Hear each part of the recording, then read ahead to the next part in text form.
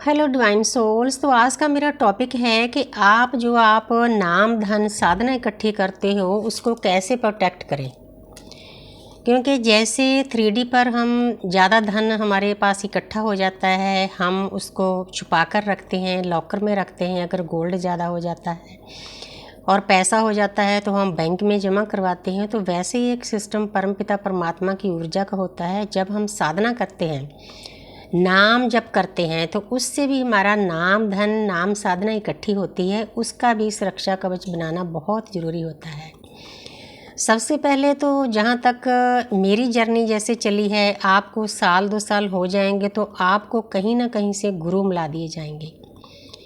हमें गुरु के पास जाने की ज़रूरत नहीं होती, गुरु हमारे पास चल के आते हैं। क्योंकि मेरा अपना एक्सपीरियंस है और मेरे जो गुरुदेव हैं साईं काका हैं वो महाराष्ट्र से हैं। आप सोचकर देखो कि कहाँ महाराष्ट्र कहाँ पंजाब। तो मेरे गुरुदेव मुझे सुरक्षा कवच देने के लिए महाराष्ट्र से चलकर आए और गुरु भी ऐसे मिले, सिद्ध जोगी मिले। तो उनके द्वारा हमें दीक्षा दी गई। जब हम किसी गुरु से दीक्षा लेते हैं, एक हाई एनर्जी के गुरु, क्योंकि हमारे गुरु तो ज्ञानगंज से कनेक्ट हैं। ज्ञानगंज को बहुत कम लोग समझते होंगे, वो मैं टॉपिक किसी दिन और बताऊंगी। तो जब हमारे सर पर हाथ रखते हैं, हमें दीक्षा मिलती है, तो हमें प्रोटेक्शन भी साथ में मिल जाती है। गुरु हमें प्रोटेक्ट करते हैं। जैसे आप एज ए एग्जाम्पल ये समझ लो कि एक मार्केट है, मार्केट में स्वीट्स पड़ी हैं, मिठाइयाँ पड़ी हैं, खुली पड़ी हैं, तो उन पर मक्खियाँ मच्छर सब मंडराएगा। वैसा ही हमारा नाम धन होता है। जब हमारा नाम धन ज़्यादा मात्रा में इकट्ठा हो जाता है, नाम जब इकट्ठा हो जाता है, साधना इकट्ठी हो जाती है, हम हाई वाइब्रेशन में चले जाते हैं। तो ये एक लॉ है यूनिवर्स का कि जो भी एनर्जी है ना, हाई से लो की तरफ वो जाती है। वैसे ही हमारा नाम धन भी खत्म होना शुरू हो जाता है। हमें इसे प्रोटेक्शन लेनी पड़ती है। सबसे पहले तो आपको कोई ना कोई गुरु मिला दिए जाते हैं। अगर आपके पास गुरु अभी नहीं मिले तो जो आपको जन्म से मौत तक देवता दिए होते हैं वो हमारी सेवा के लिए होते हैं। आप उनके साथ कनेक्ट कर सकते हो। अगर नहीं कनेक्ट करना आता तो आप मुझसे थोड़ा सा गाइडेंस ले सकते हो, क्योंकि मैं हर एक को अपनी प्रेयर में उनके साथ कनेक्ट करती हूँ। सॉरी, वेदर के हिसाब से थोड़ा गला खराब हो गया। कई बार किसी की एनर्जी भी पिक करते हैं, क्योंकि जनरल गाइडेंस होती है, जनरल रीडिंग होती है। प्रोटेक्शन लेने के बावजूद भी हम एनर्जी थोड़ी बहुत तो पिक करते हैं।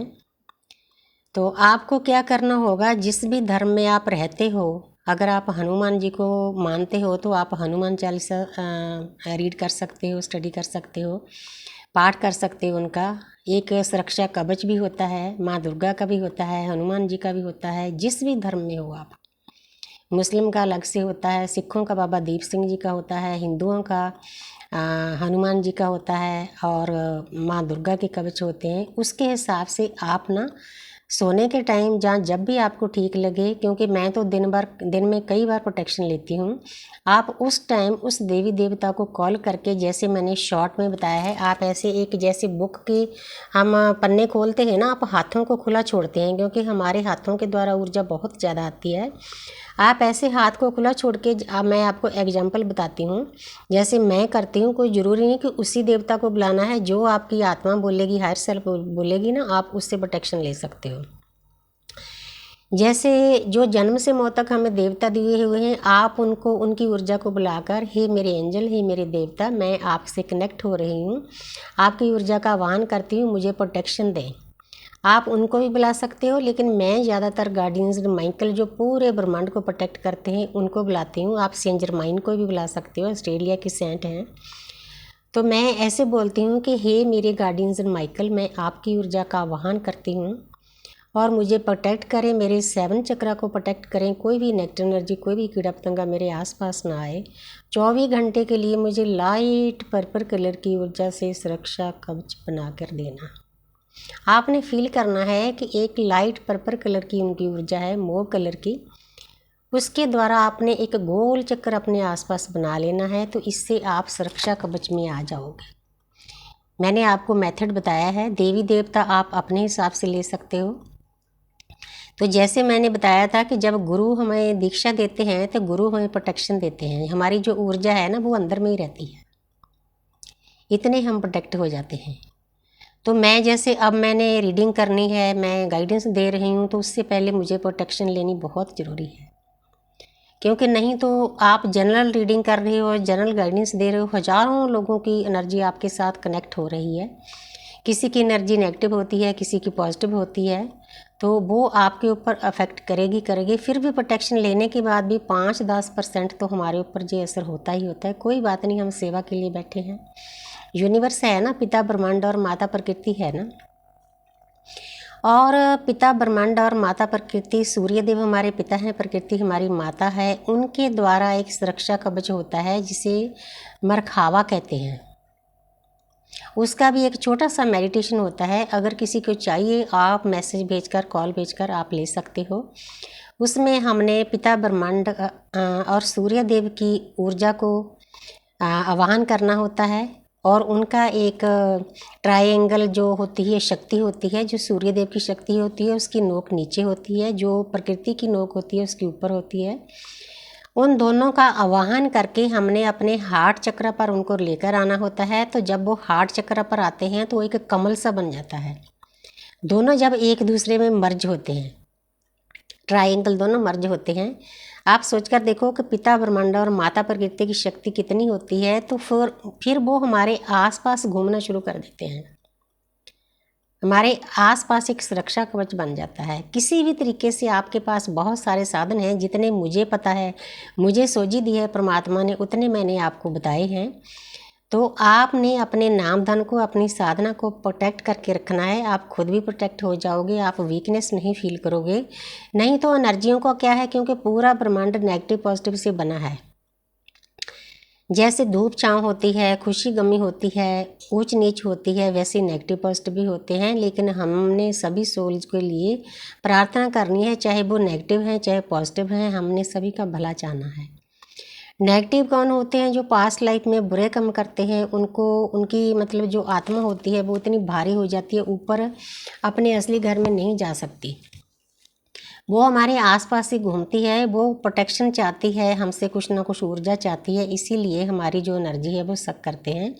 इसको आप ब्लैक मैजिक भी बोल लो, जो कुछ मर्जी बोल लो, ब्लैक एंड वाइट ही सब आसपास है हमारे। ज़्यादा इसमें डीप नहीं जाना, फिर में नहीं जाना, क्योंकि जब आपका रास्ता सही है, क्योंकि जो सच का रास्ता होता है ना उसमें मुश्किलें बहुत आती हैं।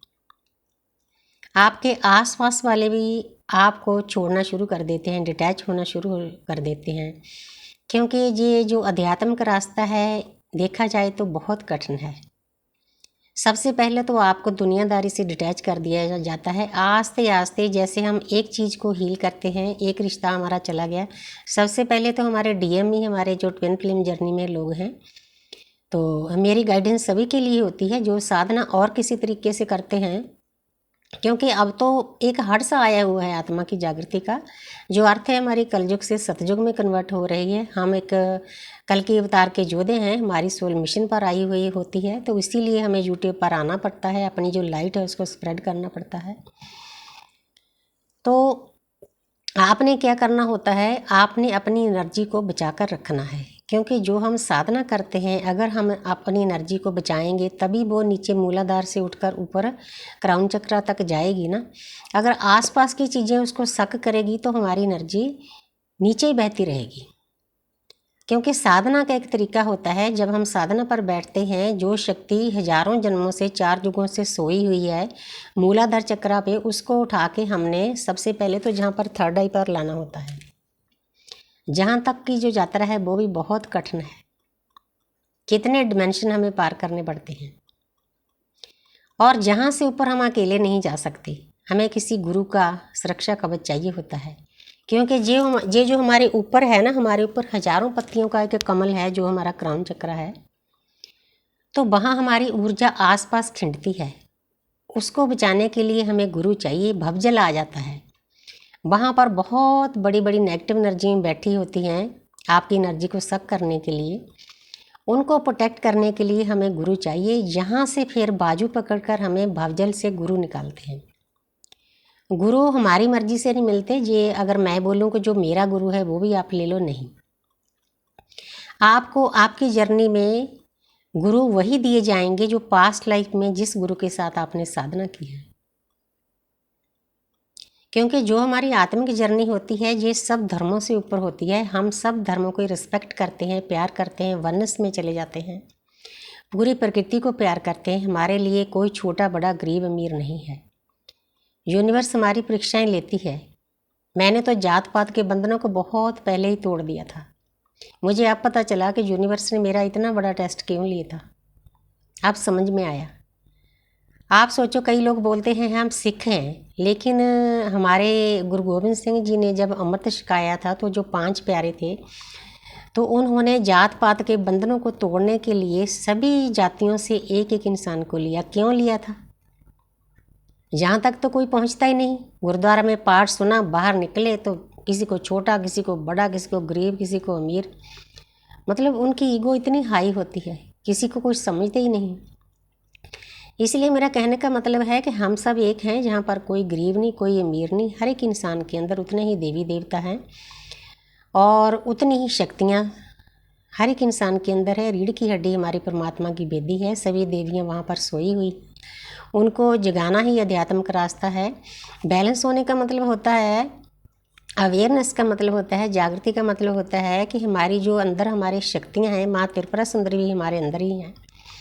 तो उनको जगाकर हमने ये देखना होता है कि कौन सी देवी की ऊर्जा को कहाँ पर यूज़ करना है, कहाँ पर उसकी ज़रूरत है। कभी कभी दुर्गा भी बनना पड़ता है। इसीलिए सती से लेकर गौरी तक का जो हमारा सफ़र होता है, इसी को आत्मा की जागृति कहते हैं। कहने के तरीके सबके अलग अलग हैं, लेकिन रास्ता यही है। रीढ़ की हड्डी हमारे परमात्मा की बेटी है।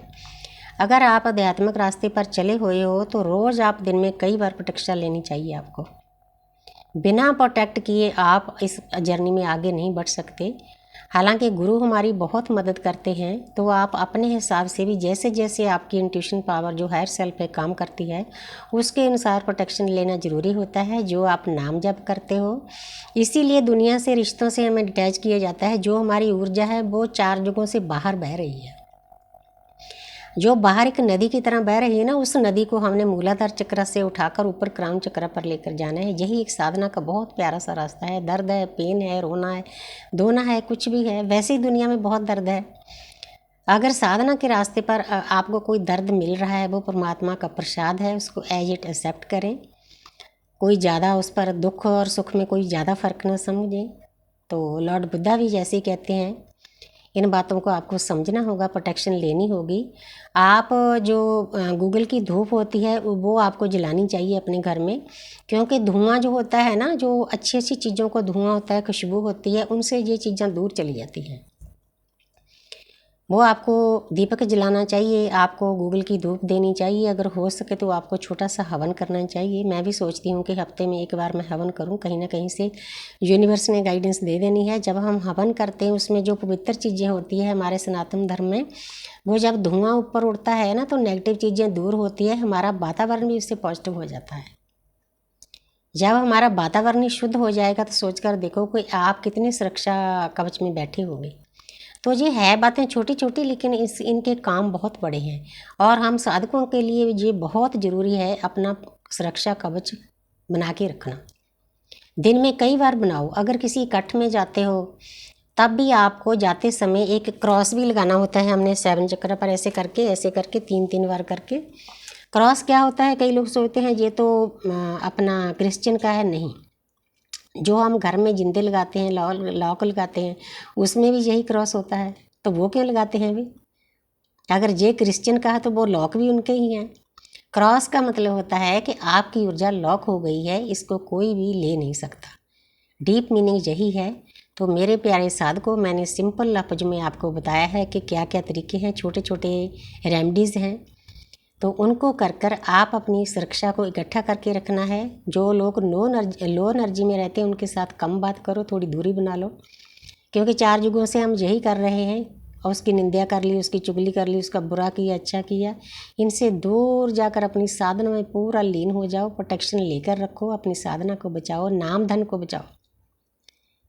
आप दुनिया में पैसे को बचाते रहे हो ना अब तक 4 युगों से, अब नाम धन को बचाना शुरू कर दो तो आपकी जो ऊर्जा है वो स्प्रेड होगी, आप उस परम ऊर्जा में लीन हो जाओगे और आप में और परम पिता परमात्मा में कोई भी फर्क नहीं रह जाएगा। इसके लिए आपको वननेस में जाना होता है, लॉ ऑफ वन पर, उसकी थ्योरी पर काम करना होता है। तो thank you universe, thank you angel, thank you spirit.